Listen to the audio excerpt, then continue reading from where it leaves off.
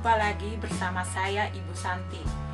Hari ini kita akan melanjutkan pembelajaran bahasa Indonesia. Pada pembelajaran kali lalu, kita sudah belajar tentang meringkas teks berita, menyimpulkan teks berita, dan memberikan tanggapan terhadap teks berita. Pada pembelajaran kali ini, kita akan belajar tentang struktur teks berita dan kaidah kebahasaan teks berita. Anak-anakku sekalian, Ibu berharap anak-anak dapat menyimak video pembelajaran ini dengan baik. Selamat belajar. Kompetensi dasar 3.2 Menelaah struktur dan kebahasaan teks berita yang dibaca dan didengar. Tujuan pembelajaran 1. Peserta didik diharapkan mampu menentukan struktur berita. 2. Peserta didik diharapkan mampu menentukan kebahasaan teks berita. Berita mempunyai struktur sebagai berikut.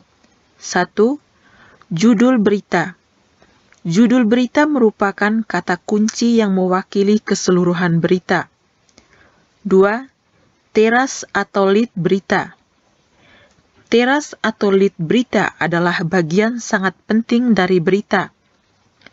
Di dalam teras berita terangkum inti dan keseluruhan isi berita. Teras berita ditulis pada paragraf pertama sebuah berita dan merupakan inti berita dan melukiskan seluruh berita secara singkat. Lead atau teras berita setidaknya mengandung jawaban atas pertanyaan apa, siapa, kapan, dan di mana. Sementara itu, pertanyaan mengapa dan bagaimana dapat ditemukan pada bagian tubuh berita. Lead disusun dengan model piramida terbalik.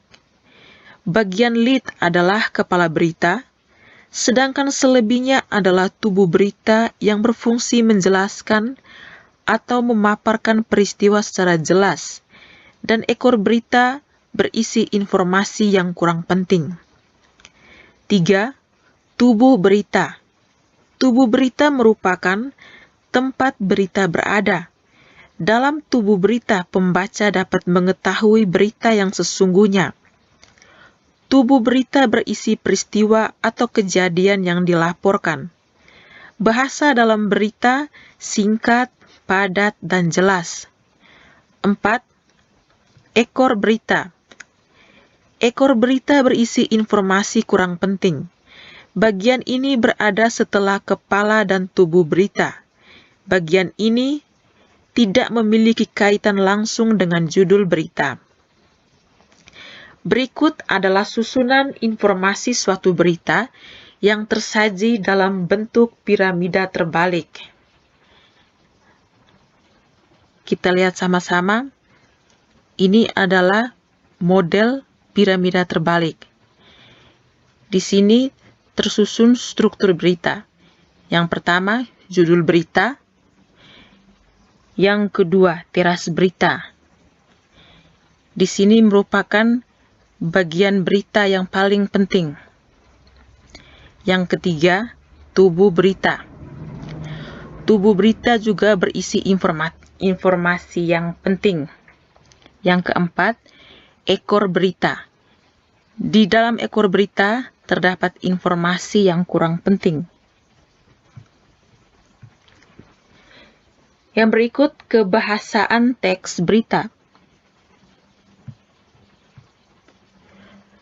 Setiap jenis teks memiliki kaidah kebahasaan sendiri, begitu juga dengan teks berita. Berikut kaidah atau aspek kebahasaan pada teks berita. 1. Penggunaan bahasa yang bersifat standar atau baku. Penggunaan bahasa yang standar atau baku memudahkan pemahaman banyak orang. Bahasa yang bersifat populer atau kedaerahan harus dihindari dari media sosial atau media massa. Yang kedua, penggunaan kalimat langsung. Ciri kalimat langsung yaitu ditandai dengan 2 tanda petik ganda dan disertai keterangan penyerta. Penggunaan kalimat langsung ini terkait dengan pengutipan pernyataan-pernyataan dari narasumber berita. Contoh, pelaku sudah kami tetapkan sebagai tersangka. Saat ini kami terus mengembangkan kasusnya, ucap Sutami. Di sini yang paling menonjol yaitu ciri dari kalimat langsung, yaitu tanda petik. Jadi, jikalau kalimat tersebut diawali dengan tanda petik ganda dan diakhiri dengan tanda petik ganda juga, berarti itu termasuk kalimat langsung.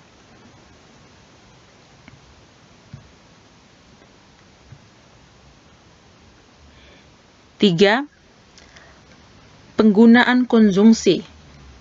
Teks berita menggunakan konjungsi untuk memperjelas maksud berita. Konjungsi yang biasa digunakan adalah konjungsi temporal atau penjumlahan, seperti kemudian, sejak, setelah, awalnya, dan akhirnya. Konjungsi ini berkaitan dengan pola penyajian berita, yang umumnya mengikuti pola kronologis atau urutan waktu. 4. Penggunaan kata kerja mental, atau kata kerja yang terkait dengan kegiatan dan hasil pemikiran. Yang termasuk kata kerja mental antara lain memikirkan, membayangkan, berasumsi, berpraduga, berkesimpulan, dan beranalogi. Contoh, mereka memikirkan solusi untuk bisa keluar dari peristiwa-peristiwa yang memilukan itu. Jadi di sini kata memikirkan yang Ibu garis bawahi ini termasuk dalam kata kerja mental. Contoh yang kedua, warga membayangkan seandainya hujan itu kembali turun dengan terus-menerus. Di sini juga kata membayangkan sudah Ibu garis bawahi termasuk dalam kata kerja mental. 5. Penggunaan fungsi keterangan waktu dan tempat sebagai konsekuensi dari perlunya kelengkapan suatu berita yang mencakup unsur kapan dan di mana. Contoh, sekitar pukul 12.45 waktu Indonesia Barat, langit Riau tampak mendung. Nah, di sini pukul 12.45, Ibu garis bawahi. Di sini menjawab dari unsur kapan. Sedangkan Riau ini menjawab dari unsur di mana. Contoh yang kedua, gempa dengan kekuatan 5,4 skala Richter menerjang Maluku. Di sini Ibu garis bawahi kata Maluku. Di sini jawaban dari unsur di mana.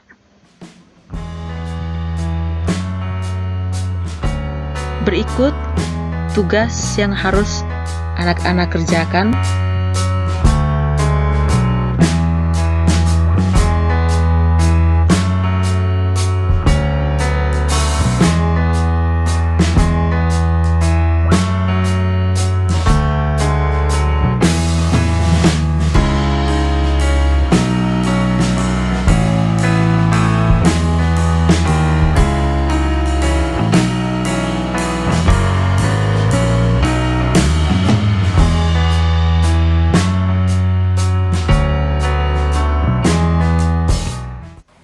Sekian pembelajaran kita hari ini.